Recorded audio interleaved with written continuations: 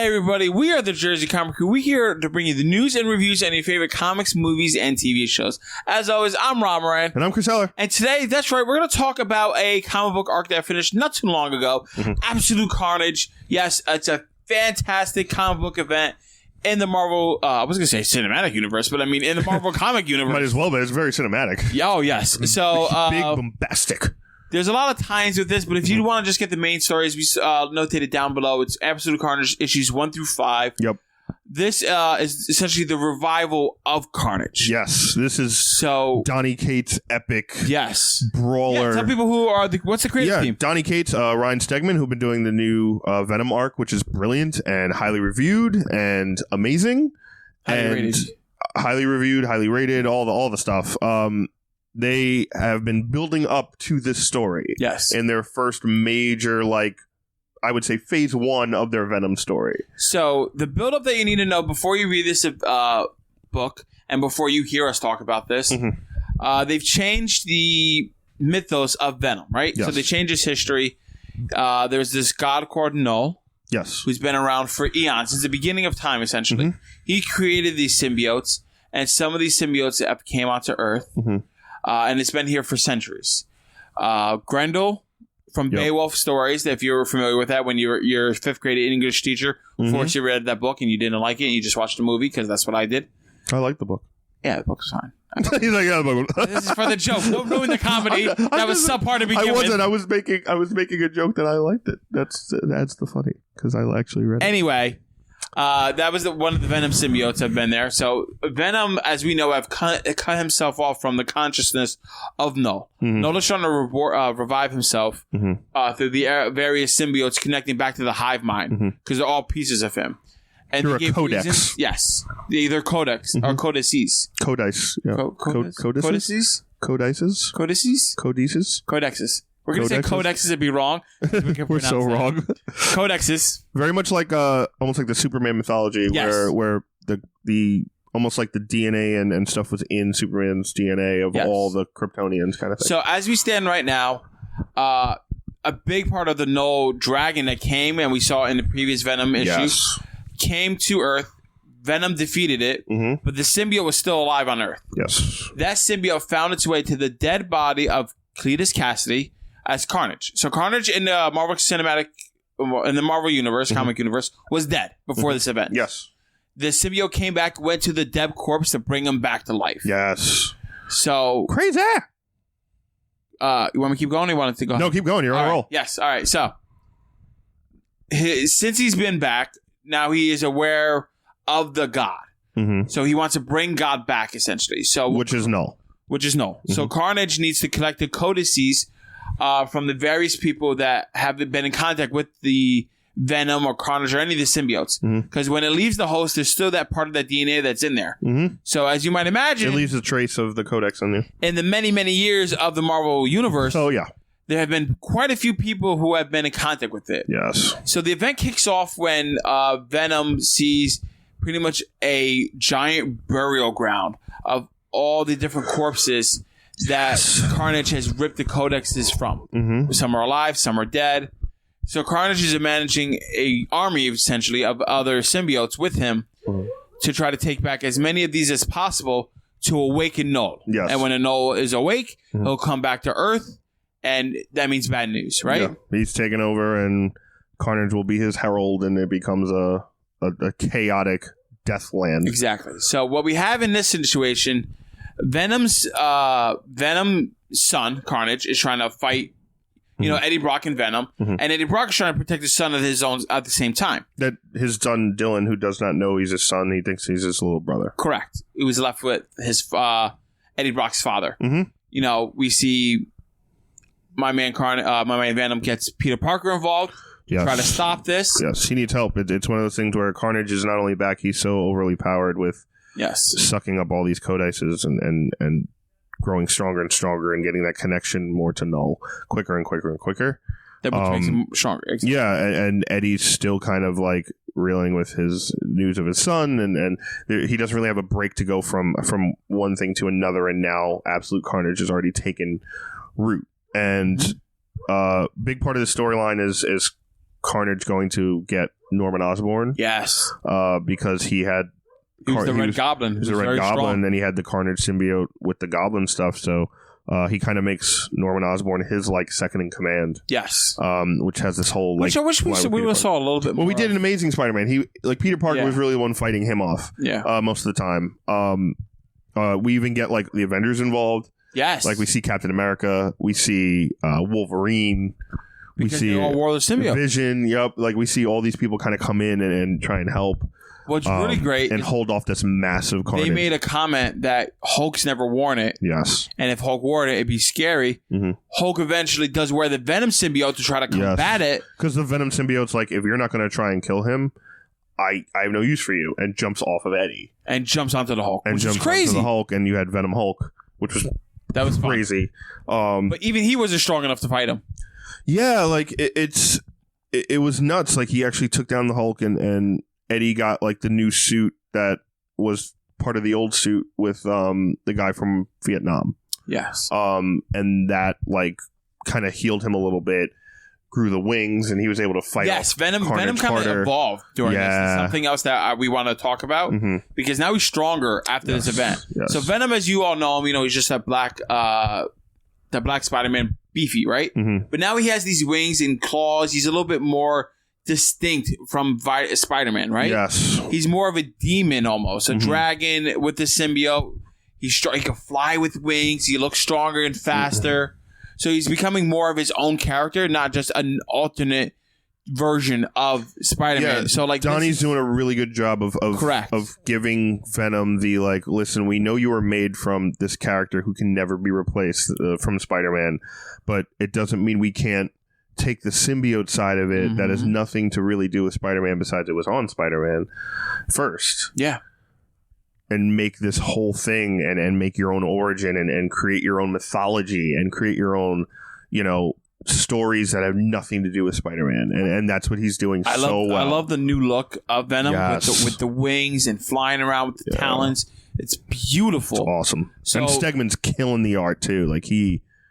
Like some of those splash pages were nuts. Oh my god, the splash pages! It's beautiful. The art in this book alone, it's worth it. If you don't like getting single issues, which I would still recommend with these, even if you get the trade, guys, like this is a book that I think you should add to your collection. If you're a fan of Spider-Man, you're a fan of the symbiotes, and this kind of also organizes the symbiotes as well, if you will. Like it kind of tells you who they are and why they came to be. They tell that in the recent Venom one. Yeah, but they did, but they also, went through, while talking in the dialogue, they kind of went through a lot of the symbiotic stuff too about like, Eddie, you always wanted this and blah, blah, blah. And Eddie's also still trying to talk to his own symbiote and can reconnect to it. So it's not just like, oh my God, there's this madman on the loose and he's killing everybody. It's also like, hey, there is a lot of things going on inside his own head. And now you have Dylan, which we find out Dylan has some weird power. Yeah, because Venom's offspring. Correct. But like symbiotes, the maker was explaining this in one of the books. I forget which one. My apologies. But like a Venom and the symbiotes kind of like reproduce asexually by themselves when they feel like they need to bolster their numbers and when there's danger, right? But Dylan is unique. He has that symbiote, but he was born of human. So, like, it's a weird fusion that hasn't been happening before. It's going to make him very different, probably even stronger. Yeah, and he can control it, and you see him kind of almost use the Force and, like, splatter Carnage across the floor. Well, one of the symbiotes. Yeah, like one of the Carnage symbiotes. Not the Carnage. But he, like, just, like, destroys them. Like, he kind of does, like, one of those Magneto pushes and splatters them all over the place, which is really cool. And Venom's offspring comes back, and he like turns into the form of a cat. Yeah, so Dylan's not afraid of him. That's one of the younger ones. Yeah, yeah, and he's like got green in him, and he could go invisible. Sleeper, and he could go invisible. Super strong, but really cool power set. So we'll see how that goes with Dylan now in the future too. So ultimately, this book climaxes into this one big fight scene between Venom and Carnage. And then Carnage tells Venom, like, if you don't kill me, I'm going to kill your son. And, like, if he kills Carnage, which Carnage ultimately wanted, all that codices and that symbiotes are going to go right to Venom anyway. And they're going to go to Null. Yeah, they're Null's going to wake up. Yeah, because like they're going to suffer from that host, and they're just going to automatically, I guess, boop, boop, boop, go to Null. Like a wireless router. So it's either you're going to essentially, he's like, you're fucking the world, or you're going to lose your son. And he's like, you know what? He slices his Carnage in half with like a symbiote sword, which was a beautiful like symbiote Excalibur. It was awesome. they're doing some crazy things with Venom, guys. Oh my god, awesome. Pick up the series. If you have testosterone, you will like this book. Even if you don't, you will like this book. It's balls to the wall, man. It's awesome. So he does, and then we see Null wake up. We see flashes of him. And we see him actually wake up. He's been in slumber this whole time, and he's going to come to Earth. Yeah. And all the other heroes around think the threat is over. The only one who knows is Venom. Yes. And Venom's keeping this to himself. Yes. Venom eventually does make amends with his son. Tells him, "Hey, listen, Dylan, I'm your dad." Yes, well, I didn't see. That's Venom 20. No, that's in 5. No, it's not. Yeah. No, the book ends with. Oh yeah. Did you say you were my dad? I'm sorry. That's how the book ends. Yes. They say, yeah, I'm your dad. No more secrets. They're like, all right. Okay. Figured that would happen. Yeah. But what a great ending to 5. Like the end of the story. But like that's how brilliant like this run is, and that's how brilliant like the mind of Donny Cates is, because you end this crazy storyline. It bleeds right into with like all death and darkness, and probably one of the more like racier / like more on the dark side that Marvel's really done in an event book. This is an event book. This isn't just like, if you read Venom, you're going to get the dark stuff. No, this is an event where they want everyone to read, and it's really dark. So to end it with like a question like that, of like, wait, did you say you're my dad? It was a good little awesome cliffhanger. So what did you think of? Yeah, go ahead. This event as a whole? Where do you think it sits as far as Carnage and Venom? Like where do you place this in the eons of stories for these characters? I think because of what they've done with the run beforehand, leading into like looking at this event just on its own, it's kind of not fair because all the legwork that was put into this. Okay. Because like I want to say the story by itself, it's great, but like the importance of like the rebuilding the symbiote mythos and everything they've done to change it beforehand is more important than this event. You know what I'm trying to say? Yeah, totally. So like I want to say this is one of the more important events for any. I mean, you should read this if you're a fan of the Venom Carnage. Yeah, I think it's one of the most important ones because of what they've done to change, but that wasn't necessarily done in this event. It was done in the groundwork that laid before it. In the Venom books. In the origin Correct. stuff. I would almost argue that that's more important to read than this. This, I think, is the perfect catalyst of like, okay, now Nola's coming.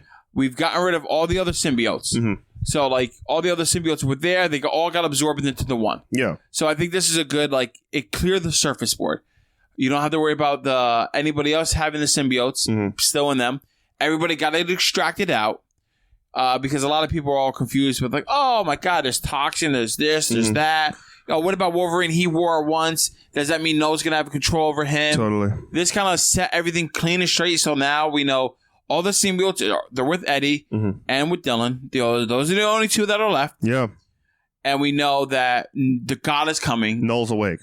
And we know God is coming back. Yeah. Well, so I think this is kind of like, if you take this in almost like a cinematic approach, Absolute Carnage is like the Avengers to like phase 1 of Venom, right? Like Absolute Carnage is Venom's ending phase 1 of their story. Yeah, this is and now we're beginning phase 2. I'm fine with this being like Avengers 1. Yeah, exactly. This is something you need to read. Yeah. You should watch all the other stuff that happened before Avengers to really appreciate this book. Yes. So that's like reading the run for Venom for this book. But as far as and then you watch this. But as far as this itself, one of the way more enjoyable event books I've read in a long time. A lot of time event books get stagnant. It's a good event. There's too many of them all every year. I always rate things by like how excited I am to read it. So when I get my stack every week, I organize it into stuff I want to read the most to the least. Oh, I reverse it. And I read the stuff I want to myself at the end. Interesting.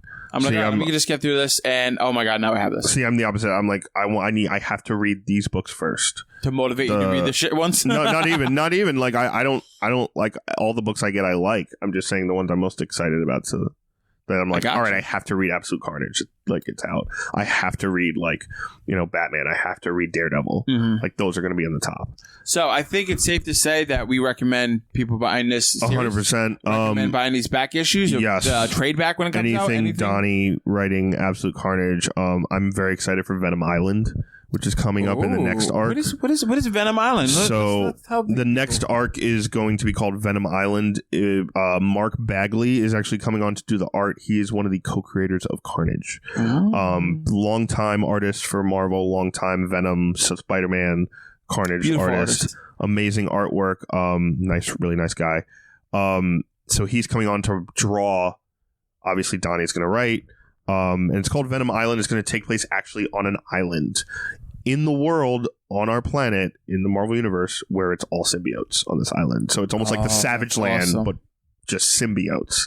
So there's supposed to be a huge, like... And it's a play on, like, Spider Island. Yes, and it's going to be a huge jumping on point to this next phase of Venom. Ooh. So it's going to have to do with Null. It's going to have to do with all this stuff. But it is... a huge jumping on point. Venom Island, I think, begins with 21. So. Oh, I'm excited for that, guys. Yeah. So we want to thank you for watching this episode of the Jersey Comic Krew. Let us know what you think of Absolute Carnage down in the comments below. Yes. And let us know if you like this kind of content where we review these story arcs and what we can do to improve. Maybe that's more pictures. Always. Maybe that's, me have the book in front of you. I am down for suggestions. We want to make sure we make content that you guys like. Yes. And as always, I'm Rob Moran. And I'm Chris Heller. We'll see you next time. JerseyComicKrew.podbean.com.